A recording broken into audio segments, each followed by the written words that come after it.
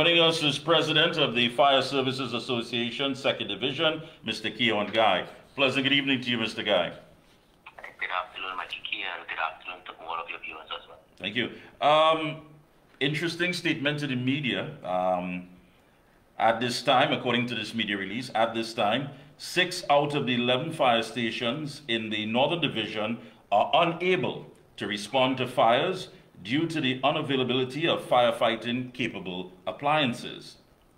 Alarmingly, on a national scale, 9 out of 23 fire stations are unable to respond to any emergency due to the same issue.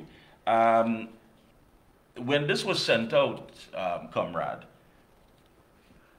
I mean, you must have thought that, something had to have said, what is general public going to think about this? I mean, this is not good. And the question that comes after is, why is this happening? Some very excellent questions there, Mikee, and this didn't come about just by happenstance. The Management Committee of the Fire Service Association met this Tuesday at our executive committee meeting, and we thought it important to communicate directly to the public the challenges that the fire service have been having over the, I would say, going into almost a decade now, without much remedies being put forward with those who have the authority to make the changes. And the problem here is that the under-resourced organization like the fire service, one charged with the responsibility of offering fire protection services to the general public within Trinidad and Tobago and even regionally, means that the public is exposed in the event of fires and other types of emergencies, and otherwise preventable loss of life or property damage would occur when in fact it could have been prevented, provided that the officers were given the requisite equipment and in this case appliances. Yeah, I mean, this goes on to say that our members are operating with insufficient breathing apparatus sets, which are critical and necessary for every fire emergency.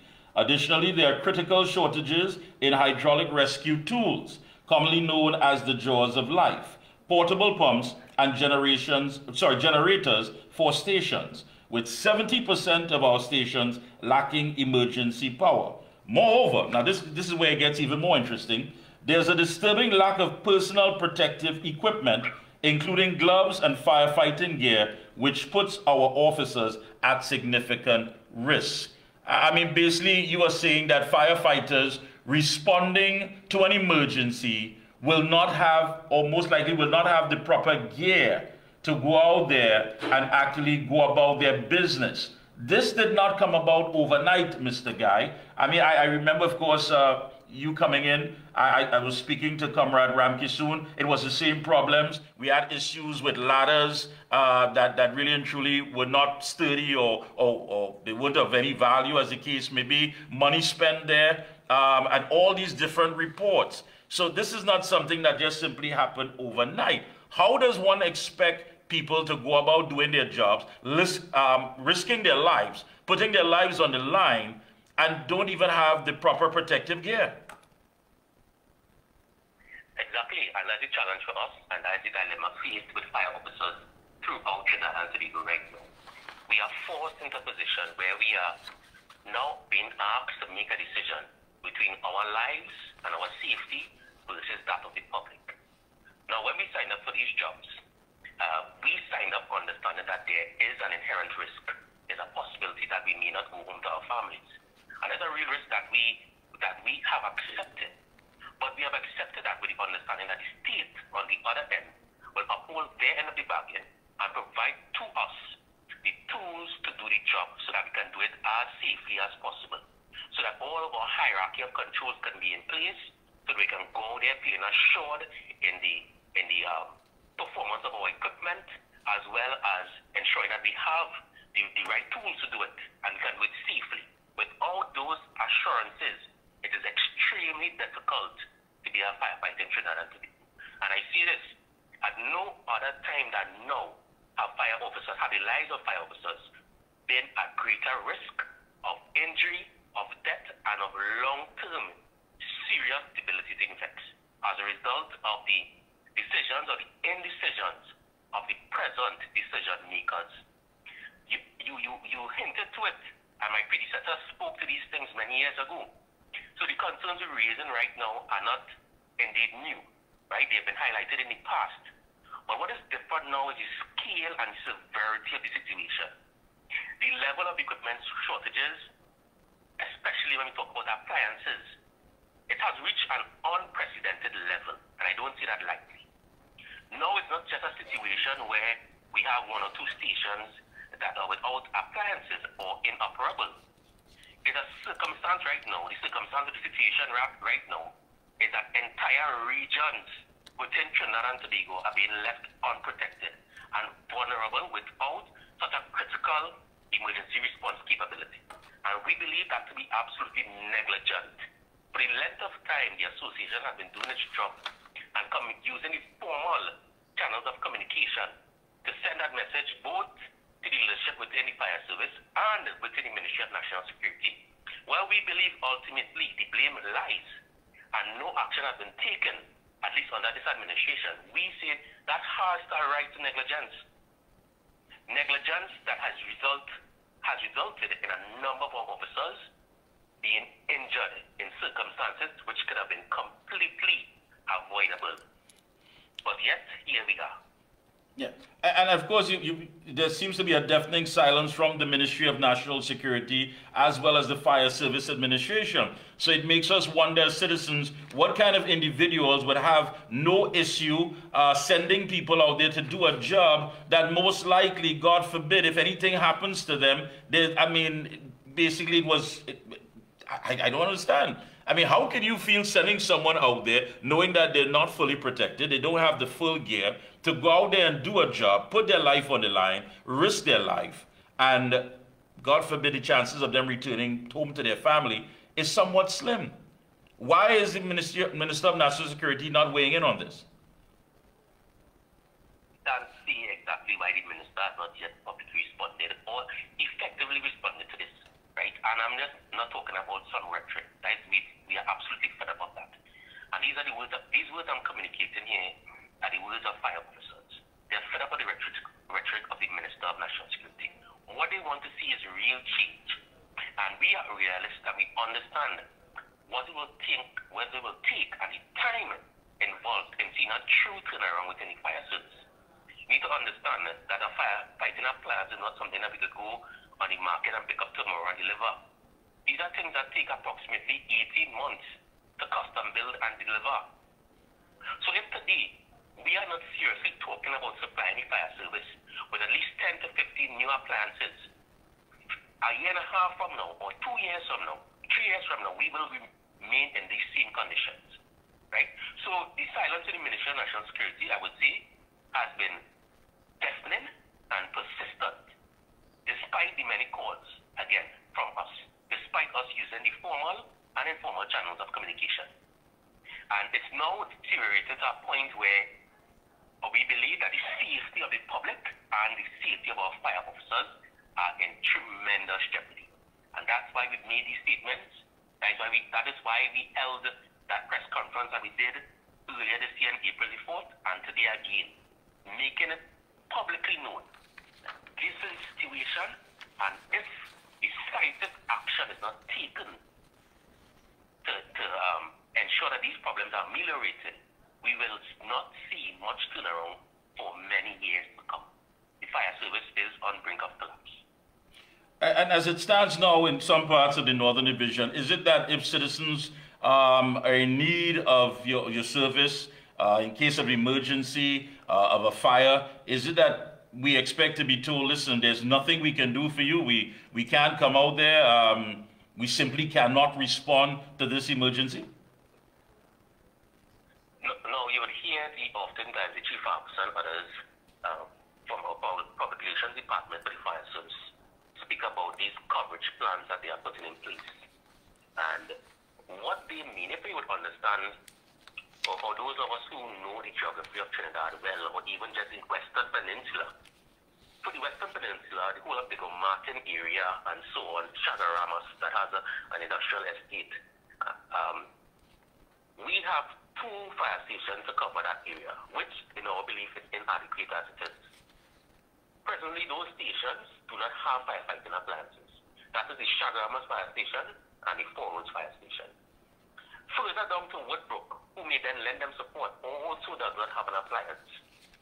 So it's now left for the officers assigned to the Wrighton Road Fire Station to cover not just Port of Spain and Belmont, which is also without an appliance, but Port of Spain, Belmont, Gonzales, St. Anne's, Cascade, Maraval, all up into the north coast, up to the Pillars, and as far down in Big Martin and in Channel, and down to the Sobbles Bay in Chagaramas. So that is now what is left up to one station to do, what is really the responsibility of four or five. So it is very possible that multiple emergencies can occur and the fire service will not be able to mount an effective response. They may mount one, but it will be extremely delayed. And then, Mikey, when those officers show up, they are showing up under-equipped. They do not have breathing apparatus set. So that if there's a rescue to be performed, they cannot. They are showing up with a lot of the stations without ladders. They are showing up without personal protection like the firefighting gloves. These things drastically reduce our capabilities. And we have been singing this song for years, as it would seem now. And again, as I open, the silence from the ministry is deafening. And not just, again, we are not looking for rhetoric, we are not looking for statements. We want to see real action taken that will address these concerns and finally put them to rest. The public is owed that from a responsible government, and we have not, sadly, we have been unable to see that so far. Yeah, you're right. I mean, we definitely deserve better. I mean, one would think that, I mean, here it is, you're paying taxes, and God forbid something happened at your home, and you simply just have to say, listen, no one can help me, no one can come to my assistance, no one can come to rescue me, and that's it. Have you given a timeline as far as when, you know, enough is enough and that's it? You see, it's difficult to give a timeline, and as a responsible association, we will not engage in that type of activities. And not because it's irresponsible, but it's a true dilemma to fire officers, because we work in our communities. You think the officers assigned to move a fire station don't want to ensure that should a house catch a fire and move her, which could be theirs or their mothers or their families or their friends, that they are able to mount a response? You think that's not the same for the officers down in Mayaro Fire Station? They want to ensure that should an emergency call come in into the communities which I live, I can protect my community. And that has been stripped away from those officers. So they are left in a predicament now with whatever equipment they can make up with plasticine or otherwise. They are trying to mount a response. We've had it in the past. The officers from San Grande Fire Station responded in the past with their cars. With their cars? Their personal vehicles. Wow. And mounted a response when their station was without an appliance. Wow. Today I was at the Woodbrook Fire Station, and the officers at Woodbrook Fire Station had to proceed on foot to render assistance to a member of the public who ran to the station for assistance. And those officers donned their kits in the rain and went out to assist that member without hesitating. So officers are there, they are ready to work, they are willing.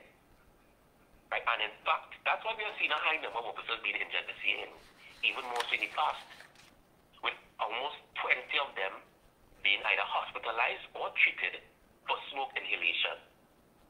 This is not something that we witnessed quite frequently in the past when we had our BA sets. But now officers, despite not having the self-contained breathing apparatus sets to protect their respiratory system, these officers are still venturing into the links to attempt to perform rescues or to save people's property. And again, it's the most vulnerable against them, who are often impacted the most vulnerable. Those who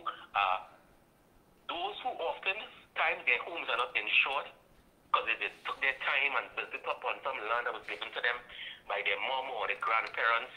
When they build their homes, they were unable to insure it. So when the officers arrive on the scene and we see those tears and we hear those cries and those screams, whether it be for the loss of life or property, the officers are forced in that position now, where they must forego their own safety in order to carry out what they believe is not just their duty, under some regulation, but they believe is a calling ordained by God. So they go in and still attempt to perform these rescues. And then we see these officers have to be hospitalized, and that's just the acute stages of it. Because long term, we will see the impact with the rising cancers. And in fact, I will say right now, we're already seeing it. For the year already, we have buried 4 of our officers, young persons, between the ages of their mid-30s to early 40s, from cancer and other illnesses that we know is directly related to firefighting. And that's what the fire officers within Trinidad and Tobago have been putting up with for decades, and at least this last decade here has been the worst, bar none, for fire officers. I tell you, Mr. Guy, I want to thank you so much for taking time out to link with us this evening. I mean, words, I don't understand, and I'm sure many people who are viewing as well. I mean, we're talking about $500 billion has been spent in the last 9 years. That's $500 billion. And we're having an interview where the head of the Fire Services Association is talking about the fact that his men under his watch, men and women who are putting their lives on the line, leaving their families every day and responding to emergencies, don't even have the proper protective gear.